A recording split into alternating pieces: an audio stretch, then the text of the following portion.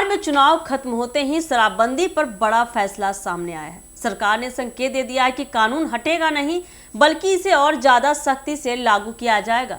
इसी को लेकर एक बड़ा अपडेट सामने आया है, जिसे जानने के लिए बने रहिए हमारे साथ। मैं हूं आपके साथ ब्यूटी और आप देख रहे हैं एक न्यूज़ 24।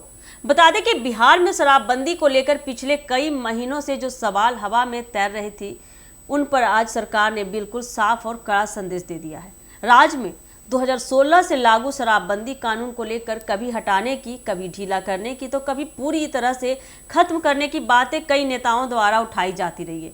राजनीतिक मंचों से लेकर सामाजिक बहसों तक शराबबंदी हमेशा ही गर्म मुद्दा रहा है। लेकिन अब एक बार फिर बिहार सरकार ने अपने रुख को और मजबूत करते हुए संकेत दे दिया है। शराबबंदी न केवल जारी रहेगी बल्कि इसे और कड़े ढंग से लागू किया जाएगा।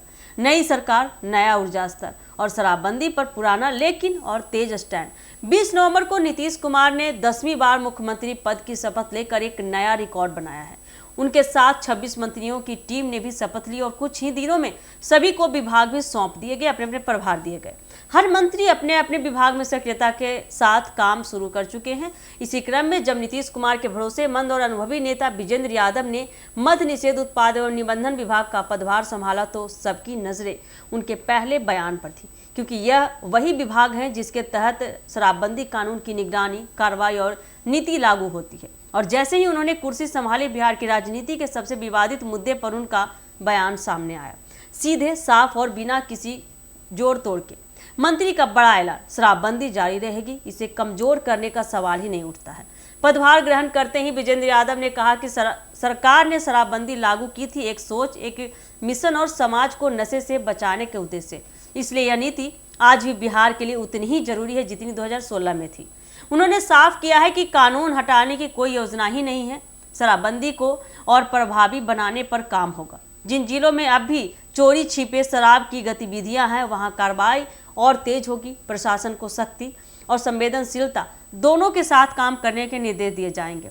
यानी सरकार अब शराबबंदी को सिर्फ नीति के तौर पर नहीं बल्कि मिशन मोड में फिर से मजबूत करने के मूड में दिख रही है। शराबबंदी लागू होने के बाद बिहार में सामाजिक घटनाओं, घरेलू हिंसा, दुर्घटनाओं और नशे से जुड़े अपराधों में बड़ा फर्क देखने को मिल सकता है।